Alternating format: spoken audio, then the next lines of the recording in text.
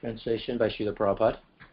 Sūta Gosvāmī said, Mahārāja Parīkṣit, the son of Uttarā, after hearing the speeches of Śukadeva Gosvāmī, which are all about the truth of the self, applied his concentration faithfully upon Lord Kṛṣṇa. Please repeat. Sūta Gosvāmī said, Mahārāja Parīkṣit, the son of Uttarā, after hearing the speeches of Śukadeva Gosvāmī, which are all about the truth of the self, applied his concentration faithfully upon Lord Kṛṣṇa. Okay, Gaudacandra Prabhu, now only you can be heard. Okay. Purport by Srila Prabhupada. The word satyam is very significant. This means existing and chaste. And both imports are perfectly applicable in the case of Mahārāja Parīkṣit. The whole Vedic adventure is to draw one's attention entirely unto the lotus feet of Lord Kṛṣṇa, without any diversion, as instructed in the Bhagavad Gita 15:15, which Prabhupada quotes here. It says, I am seated in everyone's heart, and from me come remembrance, knowledge, and forgetfulness by all the Vedas. I'm to be known. Indeed, I'm the compiler of the Vedanta, and I'm the knower of the Vedas. So this is important to know Kṛṣṇa. This is the important thing of all the Vedas. So, continuing the purport. Fortunately, Mahārāja Parīkṣit had already been attracted to the Lord from the very beginning of his body, in the womb of his mother. In the womb of his mother, he was struck by the Brahmastra atomic bomb released by Asvatthama. But by the grace of the Lord, he was saved from being burnt by the fiery weapon. And since then, the king continuously concentrated his mind upon Lord Kṛṣṇa, which made him perfectly chaste in devotional service. So by natural sequence, he was a chaste devotee of the Lord. And when he further heard from Srila Śukadeva Gosvāmī that one should worship the Lord only and no one else, even though full of all desires or desireless, his natural affection for Kṛṣṇa was strengthened. We have already discussed these topics. Continuing the purport. To become a pure devotee of Lord Kṛṣṇa, two things are very much essential. Namely, having a chance to be born in the family of a devotee, and having the blessings of a bona fide spiritual master. By the grace of Lord Kṛṣṇa, Mahārāja Parīkṣit had both opportunities. He was born in a family of such devotees as the Pandavas, and just to continue the dynasty of the Pandavas and show them special favor, the Lord specifically saved Mahārāja Parīkṣit, who later on, by the arrangement of the Lord, was cursed by the boy of a Brahmana, and was able to get the association of such a spiritual master as Śukadeva Gosvāmī. In the Chaitanya Charitamrita, it is said that a fortunate person, by the mercy of the spiritual master and Lord Kṛṣṇa, achieves the path of devotional service. This was perfectly applicable in the case of Mahārāja Parīkṣit. By way of being born in a family of devotees, he automatically came in touch with Kṛṣṇa. And after being so contacted, he constantly remembered him. Consequently, Lord Kṛṣṇa gave the king a further chance for development in devotional service by introducing him to Śukadeva Gosvāmī, a stalwart devotee of the Lord with perfect knowledge in self-realization. And by hearing from a bona fide spiritual master, he was perfectly able to concentrate his chaste mind further upon Lord Kṛṣṇa as a matter of course. So that's the end of the purport. Om Jnana Timirandasya Gyananjana Salakaya Chakshus Unmilitam Yena Tasmai Shri Gurave Namaha. Shri Chaitanya Manovistam Sapatamena Bhutale Swayam Upakata Mayam Dadanti Swapadantikam. Jai Shri Krishna Chaitanya Prabhu Nityananda, Shri Advaita Gadadhara Srivasari Gaur Bhaktavinda. Hare Krishna, Krishna Krishna, Hare Hare. Hare Rama, Rama Rama, Hare Hare. Vanchakova Tubhyascha Kripasindu Bevacha. Patitanam Pavanebhyo Vaishnavebhyo Namo Namaha. So the verse again. Sūta Uvacha Vayasakir iti vachas tattva nischayam atmanaha upadarya Krishne autareya satyam vyadhat.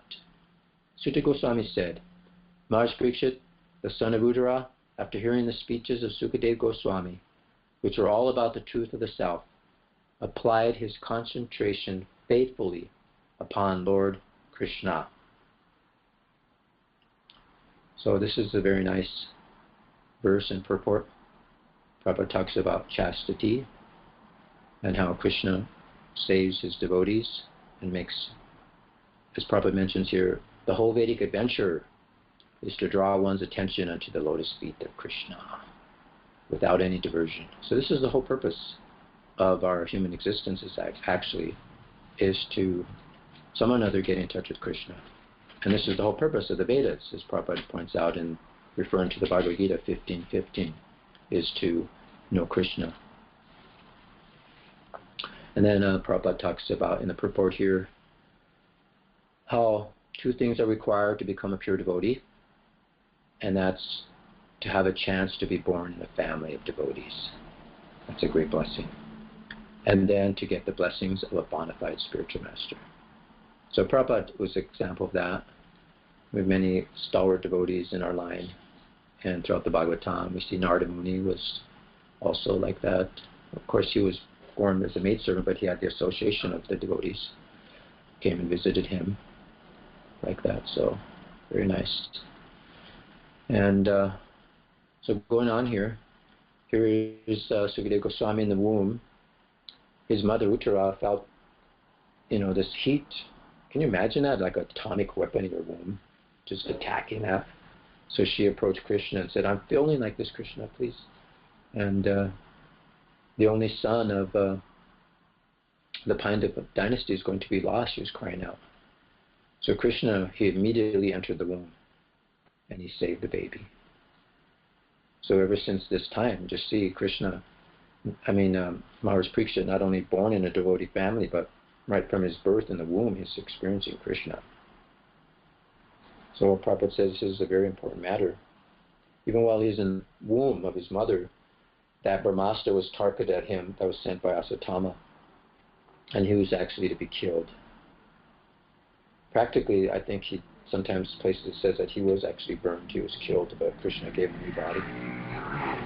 So because his mother was crying out, took shelter of Krishna actually went in and saved the child. So it's interesting how Krishna goes, saves him in the womb when he's about to be killed by a Brahmastra weapon. But why would Krishna take so much trouble to do that? And not when he's cursed by this Brahmana boy to die within 7 days. Why didn't Krishna save him then? Or why didn't he even seek Krishna's protection? It seems like he didn't even cry out to Krishna about this curse. He could have even counteracted the curse. He was so strong and powerful. But he didn't. So why was he allowed to die? He was a young king. Kings are meant to be protectors of society, aren't they? His body was meant for the citizens. The kings in those days, they were Rajarsis, they were saintly personalities. And they were very concerned for the society. That they utilize the human form of life properly, that everything is nicely situated, and that ultimately they'll go back to Godhead. So why was this young man? He wasn't an old man.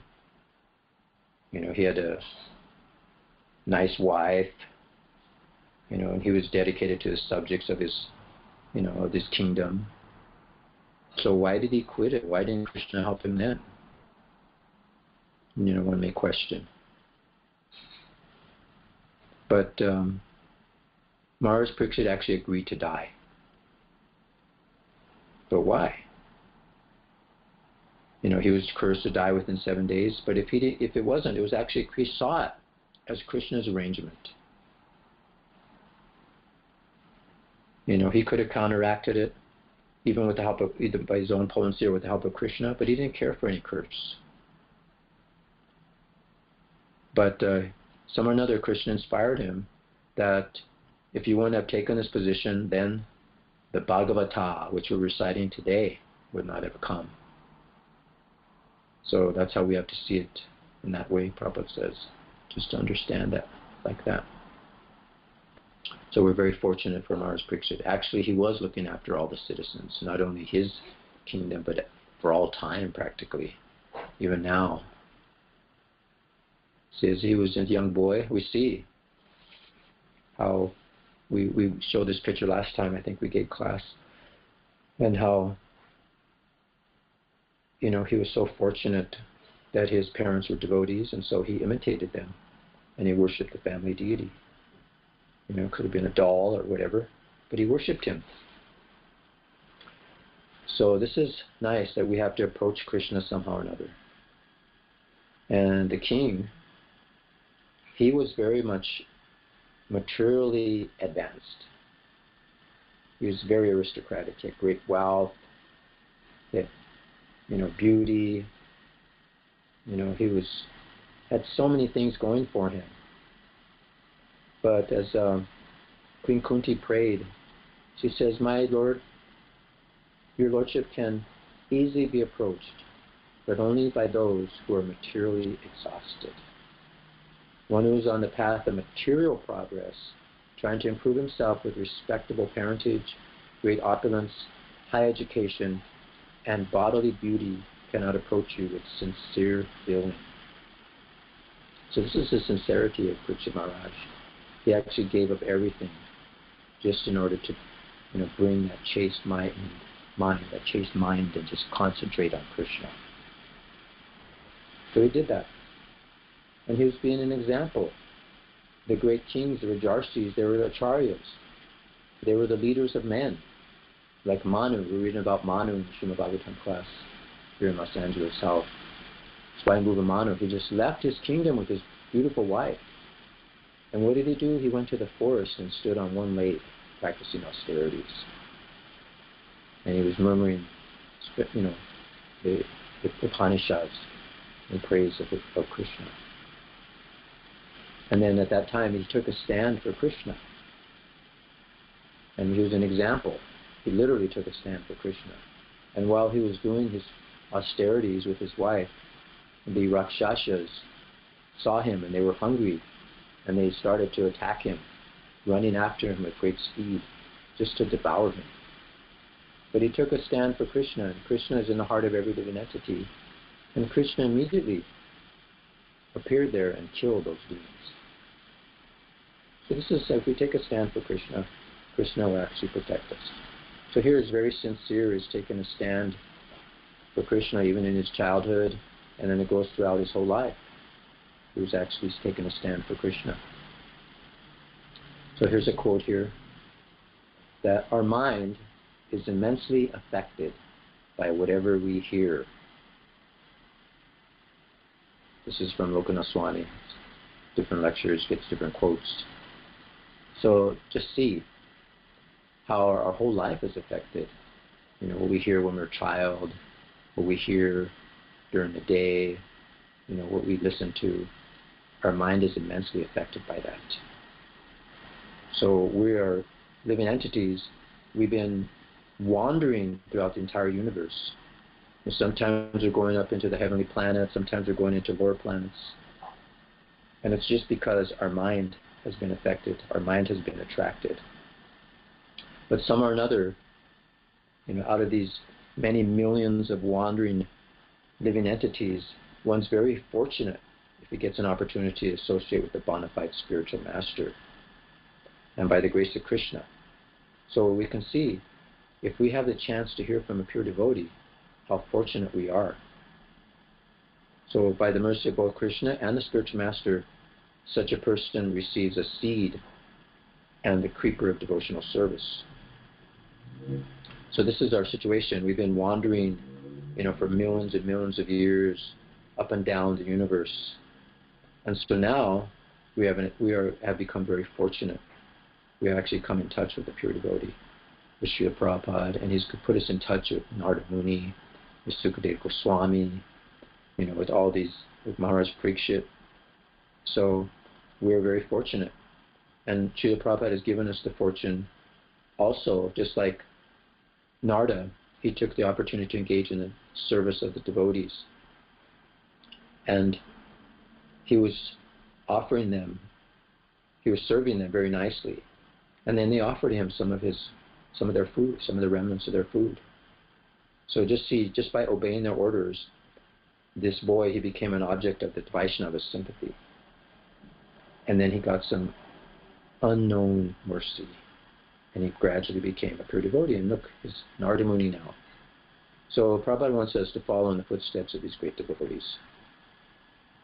That's the whole purpose of this Krishna consciousness movement, is that we are rendering service to humanity by giving them a chance to come in touch with Krishna. So one's very fortunate to become intimately related with the Hare Krishna movement. And then one's life will become very successful. This was the whole purpose of saintly kings, is to somehow or another do this. But today it seems like the kings are just plunderers and, selfish, egotistic, lusty personalities. So it's up to the sages now, the devotees. Like Srila Prabhupada, he went all over the world, as a great, like a great rishi or a great, even like great kings. What he has accomplished is more than, great presidents. Look what he's done. He's torn down barriers in communication, barriers and prejudices, and people are all coming together all over the world and chanting Hare Krishna. So this is what it means to live with the devotees. To live in a temple means to associate with this hearing and chanting, Shravanam Kirtanam process. So we just continue that. And we serve the deity also like Mahārāja Parīkṣit did in his youth. And then we'll make advancement. We'll get that Guru Prasadam. And that Bhakti Lata Bij, that seed of devotion, will just sprout. And it'll go through the entire material universes and it'll enter into Krishna. The tongue is very important. There's a nice quote here. It says here that therefore material senses cannot appreciate Krishna's holy name, form, qualities, and pastimes. But when a conditioned soul is awakened to Krishna consciousness and renders service by using his tongue to chant the Lord's name and taste the remnants of the Lord's food, the tongue is purified and one gradually comes to understand who Krishna really is. So that's the whole purpose of the Krishna consciousness movement. Because wherever your mind is, that's where you are. So we have to control our mind. It's like a monkey. It jumps from branch to branch, to sense object to sense object, they'd have so many wives in their trees, and they jump from one to the other. So we have to actually bring our mind to the lotus feet of Krishna. Bhagavad Gita says, for one who has conquered the mind is the best of friends. But for one who has failed to do so, his very mind will be his greatest enemy. It's from the Bhagavad Gita. So just see, the mind is like that demon within your mind, a fiery demon that just burns you. So it's very important that we become self-controlled, Prabhupada says, because without being self-controlled, without being disciplined, and without being fully obedient, no one can be successful in following the instructions of the spiritual master. And without doing so, no one is able to go back to Godhead. So this is the point. We have to take control of that mind. Take control of the senses. It's very important. So here's another quote. The mind is a seat of the senses. To control the mind is a very important aspect. We need to understand our duty is to train our mind. We need to discriminate, and we need to chastise the mind sometimes. We need to distinguish what is bhakti and maya. So this chastity that Mahārāja Parīkṣit has, sometimes in order to get there, we have to chastise the mind. So this is very important. The mind is the seat of all our senses. So if we control that, then we can control this. This is from a lecture by Jayapataka Maharaj. So this is what Mahārāja Parīkṣit did. He controlled his mind. He left everything. And he just went to hear about what it means. What is the importance of life? What should one do at the time of death? Instead of like trying to get, tit for tat and counteract the curse or, try to get out of it. He took it as a great opportunity because he was a devotee of Kṛṣṇa and he was trained up from his birth. He heard properly and he wants to hear more. So he inquired from all the sages what to do. And Kṛṣṇa sent Śukadeva Gosvāmī. He came there and he enlightened him. So it's very nice. So this is Krishna consciousness. It's like a great sacrifice. Sometimes people think that, we follow religious principles to get some material benefit. But then as soon as you get material benefit, what happens? You enjoy your senses. It's lust, kama. You get dharma, artha, kama. That's what happens. And then when we fail to satisfy the senses, what do we want to do? Sometimes they want to become the supreme. They want to get moksha. So Krishna consciousness is above all this. It's above these principles of dharma, artha, kama, moksha. It's transcendental. Therefore, one can give it up immediately. Even we see the example of Bharta Mahārāja. He gave up his kingdom too. At the age of 24 years. He had also a young wife, nice children, big empire, and he just completely gave it up. It's described that he gave it up just like one gives up his stool when he evacuates. Immediately just left that place. So this is Krishna consciousness. We're meant to become completely free from all our material possessions. We may think it's difficult, but just see, Mahārāja Parīkṣit, due to his association with his spiritual master, Śukadeva Gosvāmī, he understood that, according to his instructions, he gave his mind, he gave everything to Kṛṣṇa. He gave up the idea of enjoying his wife, his children, his palace, his kingdom, animals, and so many things that come with it. So by Kṛṣṇa's grace, if we continually and regularly hear and follow these Krishna consciousness rules and regulations, then automatically we'll be disinterested. It's not like, Krishna consciousness is, we're afraid because then you have to give up everything. But we think that, I need things here because I need to enjoy. But actually Krishna is saying that, no, I want to take these things away from you so you can really enjoy. I want to help you really enjoy. And this is what the king is very intelligent. He knew that. He understood that everything here is temporary. Everything's artificial. You see, so he was very intelligent. So he took the opportunity. Now, let me just give up everything. Let me go back home, back to Godhead. That's our Krishna consciousness philosophy. So there's another quote. The perfection of human existence is to die to live, to die to all material connections and designations, and to perform our duties in the spirit of being servants of God. It's a nice quote from Radha Swami. So this is what we're doing, that we have to die in order to live. But if we try to live, then we'll lose everything. So if we try to save your life here, you'll lose it. But if you give your life, then you'll actually save it and you really live. It's like the seed. The seed, is destroyed. It destroys itself. It sacrifices itself. And it becomes a huge tree with millions of seeds, which have the potential of many, many millions of trees and more seeds. So it's like that. We have to see this little seed. We're so attached to this material seed, but we want to get the spiritual bhakti lata bij, the seed of the bhakti vine, the bhakti creeper that will take us back to Godhead.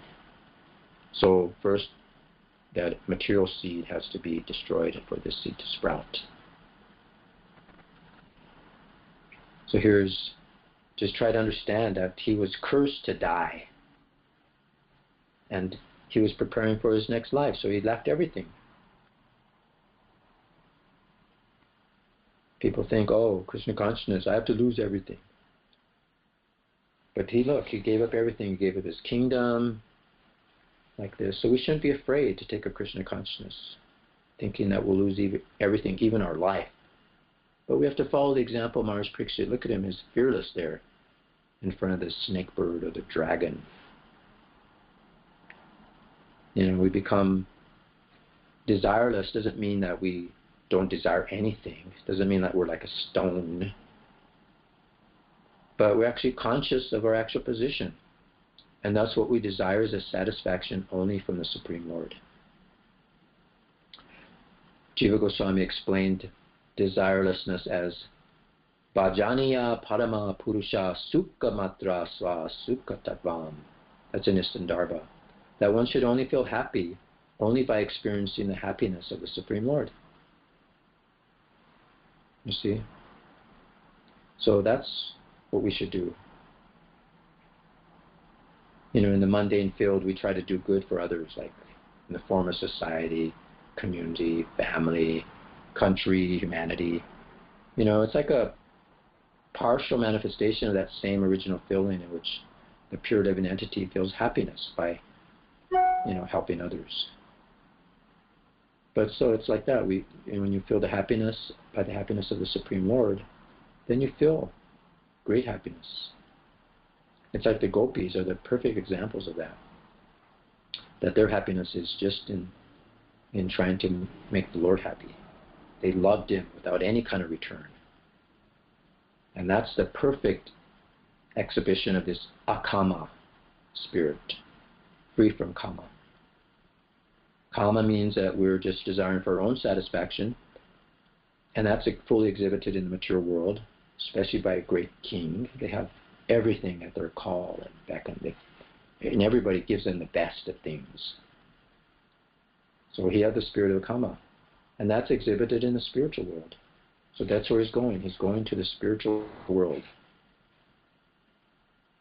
But here we have to be careful also what we hear, because milk may be very good and nourishing, but when it's touched by the mouth of a snake, it's no longer nourishing. Rather, it becomes a source of death. Certainly, those who are not strictly in the Vaishnava discipline should not make a business of Srimad Bhagavatam and become a cause of spiritual death for so many hearers. So Mahārāja Parīkṣit was bitten by the snake of death, but this is a different kind, different snake. He was fearless.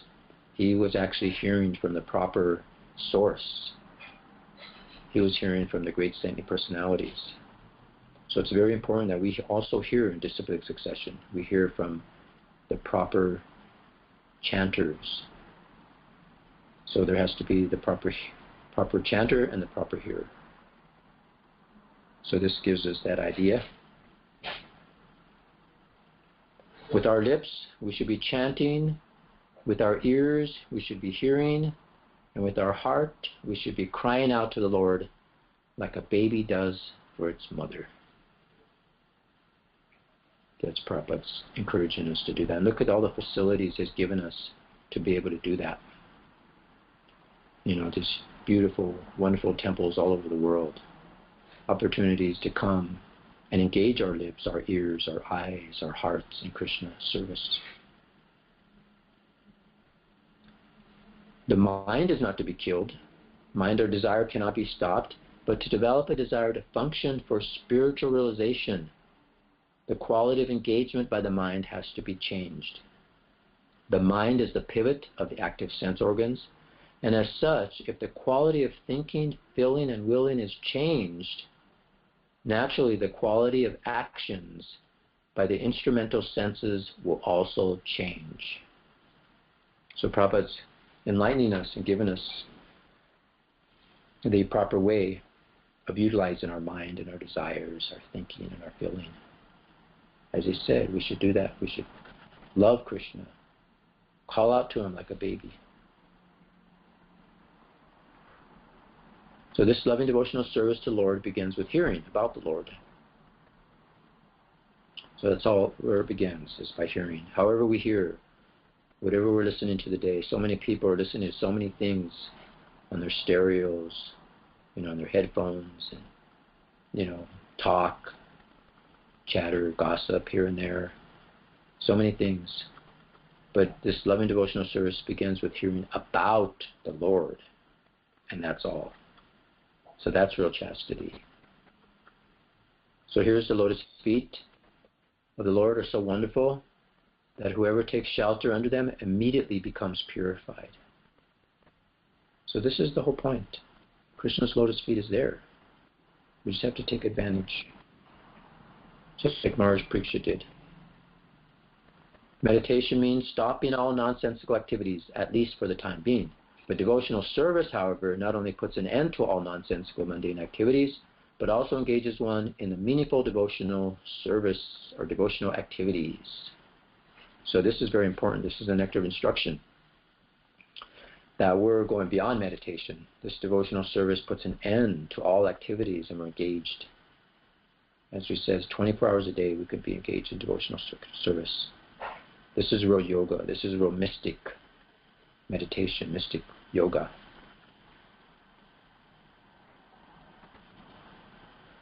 Performing kirtan and hearing the vibration of the sound, Hare Krishna, is actually seeing the Supreme Personality of Godhead directly. So this is what Prabhu says in the purport to the Srimad Bhagavatam. That, we may think, just hearing and chanting, but yeah, you're actually seeing Krishna. We see Krishna through the ears. And we become purified, you will actually see Krishna face to face. So it's very encouraging words. How in this day and age we can actually see Krishna. This is Srila Prabhupada. See, and Krishna says in Bhagavad Gita, he wants us to always think of him. Manmana bhava madbhakta. We should become his devotee. Not the devotee of a demigod or somebody else. And we should also engage in his devotional service, including this archana, deity worship. That's where we get in touch with the lotus feet of Krishna. So this is it. Manmana bhava madbhakto madhyaji mam namaskaru. So everyone should offer obeisances. From Prabhupada says, moment to moment. These are the desires of the Supreme Lord. And one who fulfills his desires favorably is actually a pure devotee. So this is the desire of Krishna. Somehow or another, as explained in the purport to this verse, is that we come in touch. We're born in a devotee family. So many of us are very fortunate. We're born in this Krishna conscious devotee family now. This is our second birth.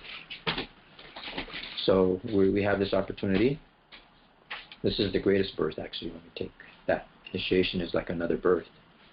And if we actually come in touch with a pure devotee of Krishna, we have Srila Prabhupada, and he's putting us in touch with Krishna because he is in touch with Krishna. He has seen the truth, so therefore he can reveal it. So we become dear to Krishna by also speaking about Krishna. And this is the philosophy of the Krishna consciousness movement, is to benefit all society, is to benefit the universe, actually.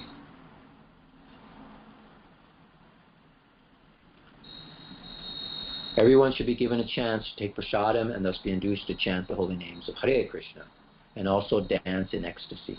By these three processes, although performing without knowledge or education, even a dog went back to Godhead.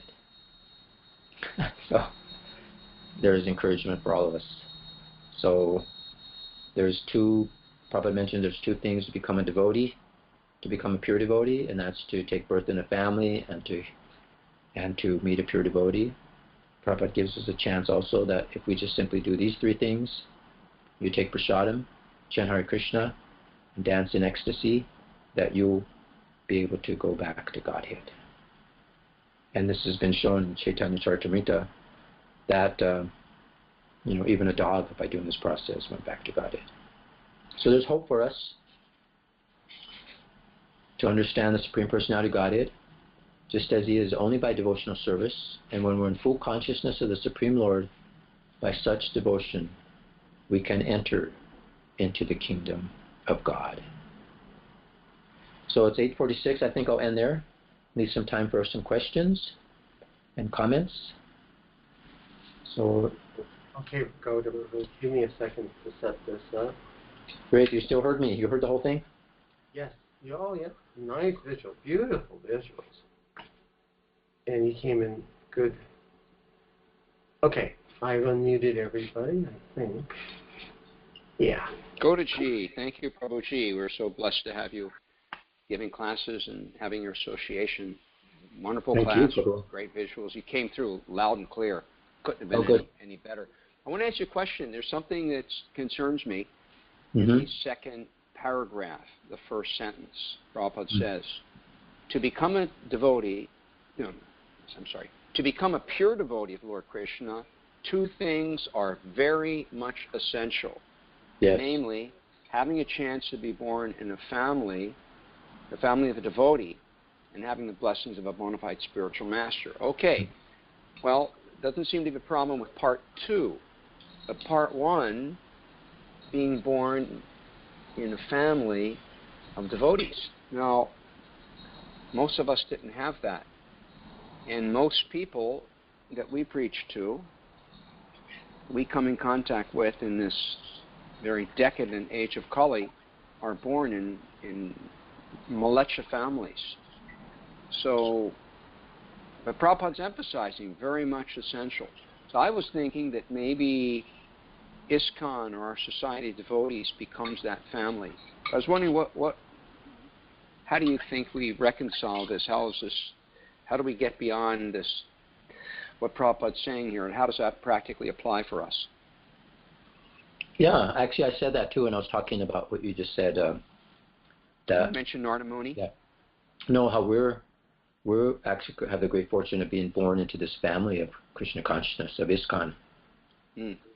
So, yeah, that's kind of like our next birth. You know, Prabhupada says, you know, human beings, they take 2 births, one from a mother and father, and then one from, they take spiritual initiation. So that's more important, actually. That's actually more important. So it's very encouraging. So this is our real family. Just like right now, we're brothers and sisters coming together every day in association. This is really our family. Yeah, we don't have to wait till another birth. It's so true. My sister just sent me this morning. I was checking my email. My niece had a daughter, and you know, so I guess that makes me the grandpa. No, not grandpa, the grand uncle or something. The great uncle. So there's all these family pictures of the family around, and everybody kissing this little baby, and I just can't relate to it. I mean, I'm thinking, I forgot what they named the kid, but I was just saying that they are so into this little baby, and I was thinking the baby's name should be Harsha-shoka. Yeah. And I just don't. It's just not my family. I just can't relate to them at all. There were those bizarre-looking 16 pictures that she sent me. It's like something from a sci-fi. It's like science fiction, and truly, the devotees. I mean, this is really our family. It's so sweet. It's so true. Yeah, isn't it amazing what Prabhupada has done? Like they say, Prabhupada will build a house in which the whole world can live in, and that's practically what he's doing. Is creating a huge family. Devotees from all over the world. You know, it doesn't matter even that they speak the same language. And he's breaking down the barriers like we have from countries, from prejudices, you know, so many things that, you know, wars have started over, and which, you know, great presidents hasn't even been able to try to get a solution for. And look at Srila Prabhupada, what he's done. I mean, what's been going on since time immemorial from the Manus, the great Rajarshis, the kings of ancient times, was to set down the laws like the Manu Samhita so that people can become happy and make sure the citizens are doing this. So this is what the rishis sometimes through the ages have done. And sometimes because the leaders, the Rajarshis, the kings, they weren't living up to their duties, they were actually killed by the Brahmanas with their transcendental vibrations. And they have set things properly. So it seems like Prabhupada is like that. He's a great personality, representative of God, doing more than kings and presidents and great leaders have done. It's just amazing. As history goes on, we'll begin to appreciate Prabhupada more and more, what he's done. So many changes now in society. Prabhu Chandra, Hare Krishna, Prabhu. the word that was in the first sentence of the purport, the Satyam, he says existing and chaste. Yes. They didn't use either one of those words in the translation. Yeah, that's translation. Let's see. I'm not sure. I think it was faithfully. Satyam. Yeah, he didn't use it in the thing, but he said faithfully. That's the word he uses, faithfully. So could you relate faithfully to existing and chaste? Well, we know faithfully is more like a chaste wife is faithful, and you concentrate, and you're not diverted to someone else. You're not looking somewhere else for another woman, or she's not looking else for another man. So that's being faithful and concentrating just on your real husband, which is, for us, everybody, Lord Kṛṣṇa. As far as existing, I'm not sure. He didn't really mention much about existing. But the real existence is the Krishna consciousness life. This is real existence. Otherwise it's just illusion. Anything separate from Krishna is not really real. It's like, know it as illusion. That's kind of how it comes to my mind, but maybe some other devotees have some realizations on that or heard. Gaudacandra, doesn't Sat mean eternality, existence, truth? Yeah, exactly, yeah. When you mentioned, it sounded like you were quoting from somebody about chastity, or no, it was chastise. Yeah, that was from Jayapataka Maharaj's quote, yeah. Well, I looked it up, and evidently from Old English and originating, they go so far as Latin, it's an archaic term for chaste, which is really interesting. The etymology doesn't go back any farther than that, so it's a little hard to discern, but it looks like somehow or other from chaste it turned into chastise, which definitely means to punish. So how it evolved to that, I don't know. But its root word is chaste. That was interesting. Yeah, it's kind of an austerity, to be chaste. You have to concentrate properly, see things, without diversion, and getting distracted. So we have to get control of that monkey of the mind. Takes a little endeavor, a little suffering. Jai, any more comments or questions? I have one observation when Mahārāja was talking about his previous family. That's more or less the vision of a self-realized soul, that he sees everything like that. And it's funny, we're trained by Prabhupada to always minimize the vision that we have and thinking that these self-realized person, it means something else. But what he just stated is just the vision of someone who's self-realized. That's how he sees things. So not that we become proud or anything, but it's happened without us even noticing, just by the potency of Prabhupada's association. Yeah, thanks for saying that. I actually thought of that too, and thanks for saying it because I kind of forgot to say it. But yeah, that's true. That's so true. We got some real seers here. Rishis. Top a bit. Yeah. Jai. I was thinking further on the subject of ISKCON being our family, that we have all the relationships that you would have in an ordinary family, a little different, but really similar in that, and just like I was talking about this, this is my, I have nieces and nephews, and we have that in spiritual life. We have brothers, and we have our sisters, and we have children. Just like if we are mentoring someone in spiritual life, whether we're initiating guru or giving shiksha, they're like our children, and we feel that. We feel when there's someone we're giving shelter to, and they're taking us as a mentor, as a teacher, as a guru. We really feel just like they're our children. We care so much about them. It's so sweet. And with just like, for example, my nephew, at one, how the relationship evolved, mundane, but I'm still going to say it. He was very much like he was my nephew, and I was much older. He was much younger, and I had a relationship with him as his uncle. But as he grew and he got older, now he's like 43. I guess he's maybe 43 or 44. He's a grown man. In a mundane sense, that relationship as uncle kind of grew into an uncle, but also as a friend. And he's a very expert sailor, and I sail, so we go sailing together. And in that sense, we're kind of like peers, but yet I'm still kind of his uncle. So we see that also, that on the second generation down, at one point, when people were just first joining, we were really like uncles, and like yourself, Gauda, you're like my nephew. Mm-hmm. But at the same time, because you've advanced so much, you're kind of like my nephew who grew up, and he became my friend.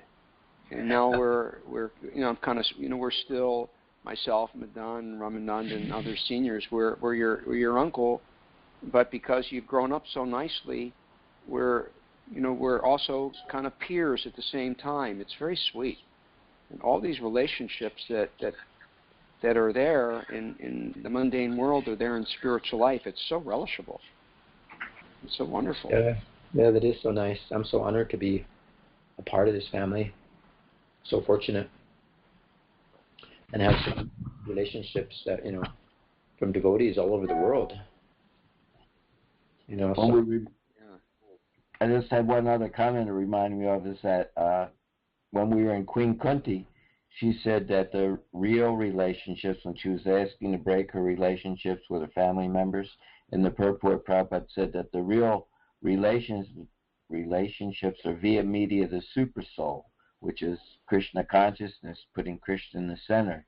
So once again, we're seeing how these things that Prabhupada says that we repeat, we may fully understand them or not because the terminology actually is just the way things are working. The real relationships that you're mentioning are the via media the super soul, as opposed to just the bodily concept. That's true. Jai. That's so great. Oops. Sorry. Messed up here. Where are we? Well, the last point was, he says those relationships, they don't make karma. It's the relationships when Krishna isn't in the center that generates karma. So these are karma-free relationships.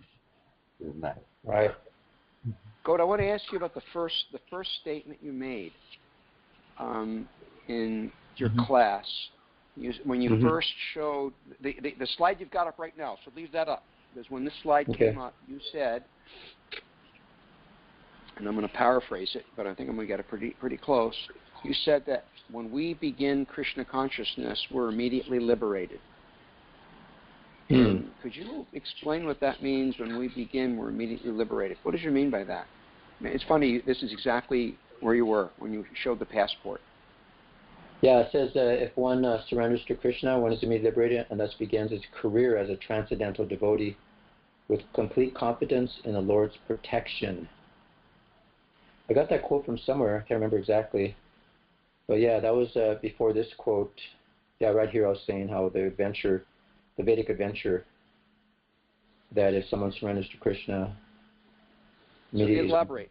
What do you mean by what do you think that means? That as soon as we begin, we're immediately liberated. Well, like Krishna says, Sarva Dharma Prityaja Mamekam Saranam Vraja Aham Tvam Sarve Papabhyo Moksha Ishami Masachaha. That if you just surrender to me, I'll relieve you from all sinful reactions. Do not fear. So that's what we, immediately you surrender to Krishna, immediately you come in contact with Krishna's lotus feet, then you're purified. That was that other one that I showed that explains that. I don't know if we could get to there quick enough, but let me just go down, scroll. Let's go down here. When you get to the lotus feet, that one here. The lotus feet is so wonderful that whoever takes shelter of them immediately becomes purified. Mm. So I'm not sure where that quote is from.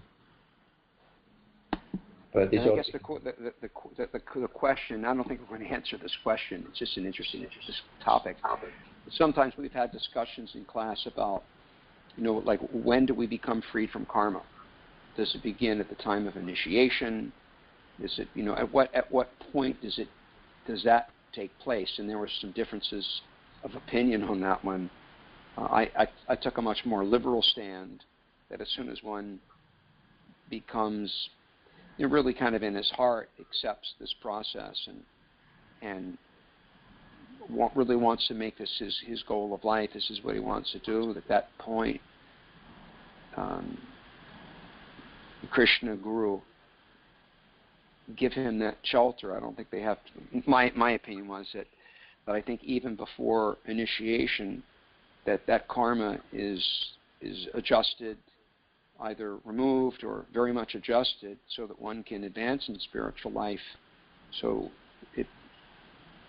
it can begin immediately, and then the initiation, it's like Prabhupada waited 11 years before he got initiated.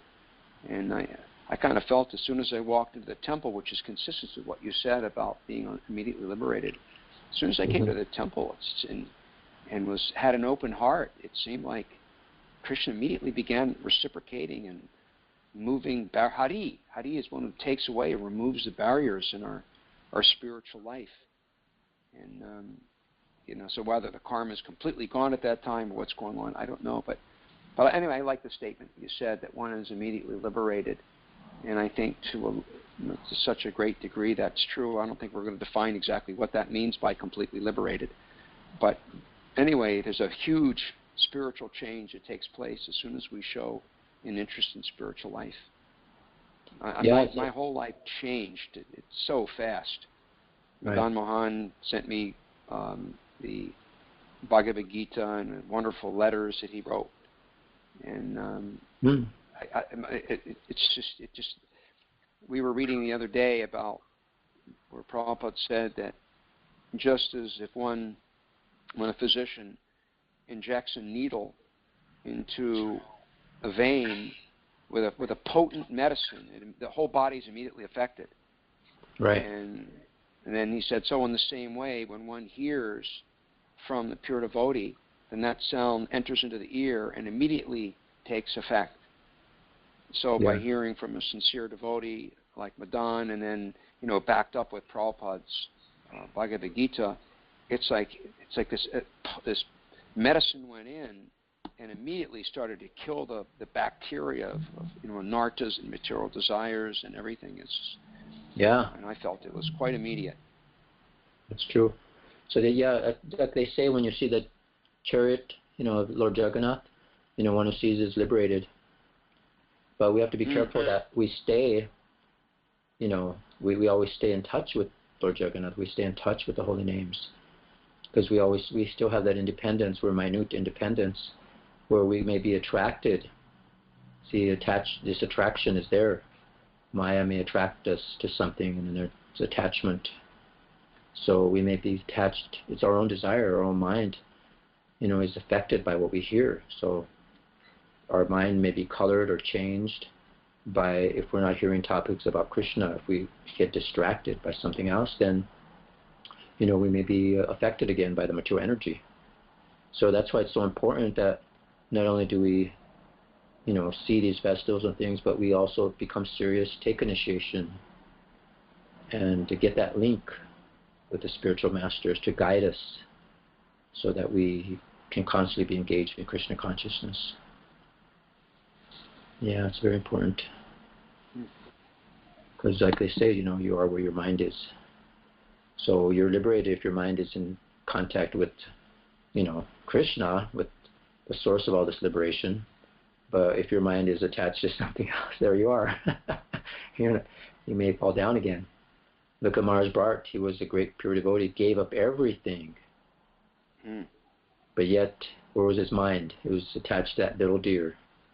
And he had to take birth again. So that was unfortunate. But yet he took it seriously in his next life, remember? He was so chaste and so... Very serious. Wasn't he? Very he just serious. He didn't let anybody distract him. In fact, he pretended he was a fool, dumb, retarded person, and everybody just ignored him, and he was happy about that. But yeah, but then he became king again, and he ruled the world in a Krishna conscious way. Yeah. So yeah, our association is so important, and where our mind is, where we put our mind in association with is where we are. You may, you're always associated in devotional service, you're liberated.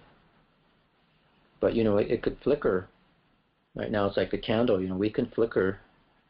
And that's the trick, that's the austerity, that's the suffering that we're doing here to gain a greater end, is that sometimes it's difficult to drag the mind away. No, I just want to watch this, I want this, no, I want that, no. It's very hard.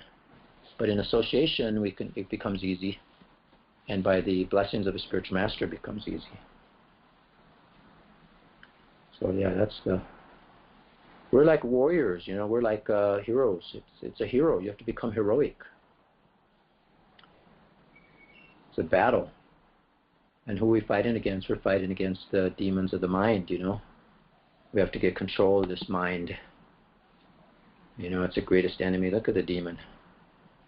So the mind is just looking for the opportunity to be our friend or our enemy. It'll drag us here or there.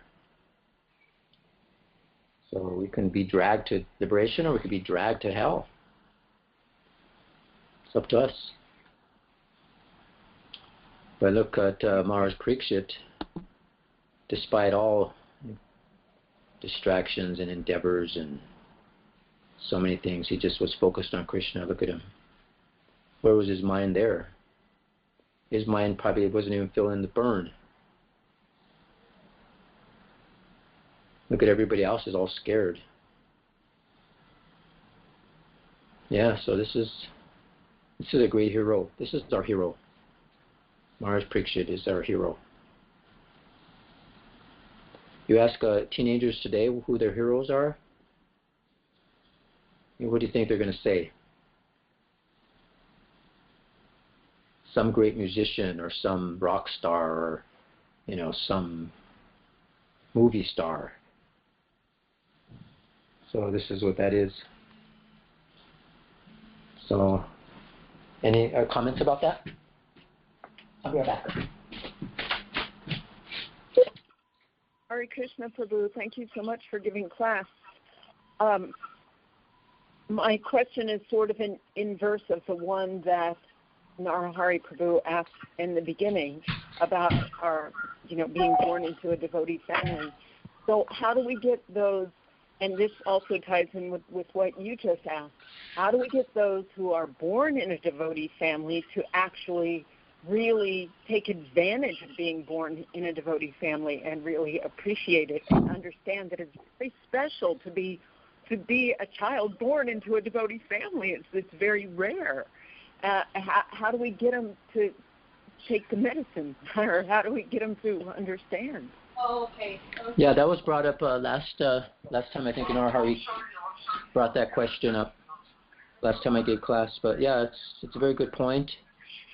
But just like we saw Mahārāja Parīkṣit when he was a child, when we're young, when they're young, our children are young, we should try to engage them somehow in devotional service, and that will be with them. Because they also have minute independence. They're always free. So, they may have a tendency to be distracted too. But if you just keep yourself as a good example, and, they will come around. We never know. I mean, just here in LA on the block, there's so many of our children. They're so distracted and so many things here in Maya. I have a boy that's 22 years old, and, they get all distracted with so many things here in Hollywood and so many things happening. But just recently, they all went to India, and they're all going in parikram. There's like 8 of the kids in the neighborhood went. Some of the kids you think wouldn't even want to go, they went, and they're chanting 16 rounds, going to all the programs, going to the classes, going in parikrams. writing letters to their parents saying, I'm sorry for what, I was being so difficult and stuff like that. So this actually happens. So we never know. Just this beginning step here is so vital. You do what you can, and Krishna does the rest. They may be distracted because the society today it's Kali Yuga, it's very distracting, but we just pray to Krishna, offer them blessings, prayers, encourage them, be an example is the main thing. And then, eventually they'll come around. Krishna is in control. So who knew these kids? I was afraid one of the kids was going to be a bad influence on everybody going. And he ended up being one of the ones that's most serious. So you never know. Just have to encourage them and love them, and be a devotee yourself. So they see that. That's an example. Be exemplars. So I hope that helps. What I find... Oh, excuse me. Yeah, go ahead. What I find is the most interesting is, even if my children are only mildly interested, when they have guests come over and I take their guests to kirtan, or I serve their guests prasadam, or if they happen to be here at the right time and I'm offering arti, their peers are way more interested in Krishna consciousness than my children. My children, it's just so what? This is what our crazy mother does.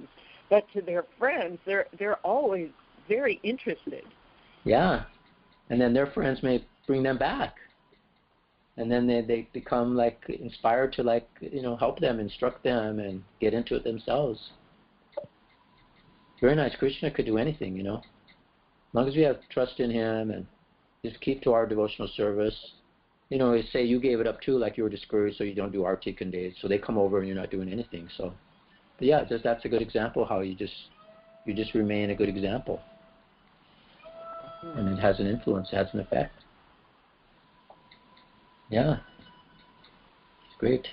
How old are your children now? Well, my oldest one, who went to Gurukula, is 34, and he had an unfortunate thing. He was finished with Gurukula, going to college, and one of his teachers fell down, and so he just gave up Krishna consciousness altogether. So he's 34. My second son is 22, never wanted to go to Gurukula, and my daughter is 14. Same thing, never wanted to go to Gurukula. So. Yeah. Yeah, mine went to Gurukul and went to public schools. But it was kind of interesting when they were going to public school when they're younger, they would go to the Sika and Tilak. And they were like little preachers, but then afterwards, they kind of got out of it. But now hopefully they'll come back. This good trip maybe be helpful. We just have to give your blessings. We have to all help each other. Be a good example. It's one big family. We all help each other. Look after each other. Pray for each other. Blessings, whatever. So it's important. Jai, thank you for bringing that up. It's very nice. Very important. Thank you. Hare Krishna. Any other comments? I think we're going over time, huh? Yeah. Yeah, I have one. Okay. Talking about family, I'm experiencing firsthand. I'm living here with several devotees in a house share. It's been amazing because I have a mother with some dementia happening, and my God, it's like they're all so cooperative, and because there has to be some activity all the time to keep her occupied, and she gets angry very quickly. So I sent in different girls to take her a cup of tea and cookies different times so she can control her anger. It's just amazing how they are so supportive, and it feels like a whole big family here, and not having much help from my own blood family, so to speak. Yeah. Isn't that amazing? You brought up a really important point there I'd like to mention, is that as long as we stay in association with devotees too, I mean, just recently, like here in the last year in Los Angeles, there's been so many devotees leaving their bodies. But they were so fortunate that they lived in the community, or they always stuck with the devotees somehow, even though they weren't so strict. But at the time when they were passing, there's so many devotees were given like 24-hour kirtans, and they left their bodies here in the holy name, conscious, with prasadam, with devotee association. And there's one old couple here that her husband died a few years ago, and they could have lived in their son's mansion, but they decided to move into a small apartment to be in the holy dham of New Dwarka. So the husband left that way, and now his wife, she's about ready to leave her body any day now, she decided to do the same thing. She could have stayed in her son's mansion, but she came here to live in a simple room and to have the devotees association and to leave the body in the holy dham of New Dwarka. So this is the power of association of devotees, is that they're here for you. It's a family, and they're helping you pass on into the other world. There's so many devotees that are leaving. It seems like it's amazing. Some devotees are shocked. So many people are just leaving. But the fortunate thing is that those who were, took shelter of the devotees, were friends of the devotees. Their life is successful because of that association. That's the power of the association of devotees. Just so fortunate. Coda, I was thinking, it's probably time to end, but I couldn't help but comment that how sweet it is when the devotee is getting ready to leave their body and everyone is assembled and they're such well-wishers and they're praying that this soul will go back to Godhead. And in the materialistic families, the Bhagavatam describes them, they're like wolves and jackals. They're like hyenas, waiting for the body to die so they can go in and eat the body. So in materialistic families, they're waiting for the person to die, and then the whole family, and this always happens, they fight over whatever assets that person had.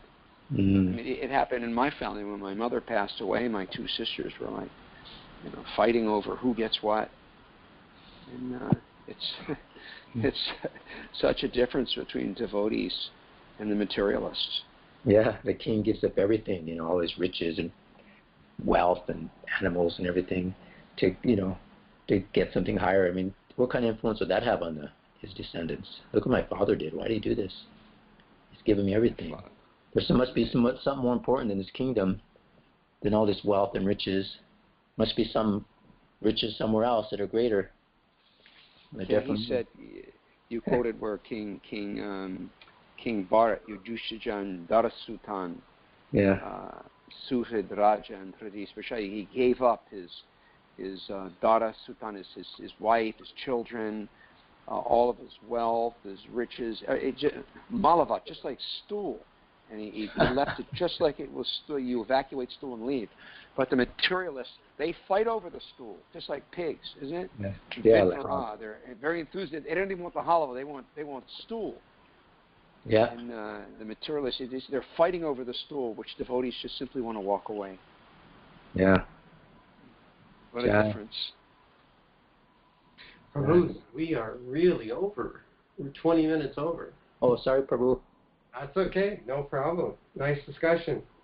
I really appreciate your sadhu sangha. Tomorrow Ekadasi? Tomorrow's Ekadasi.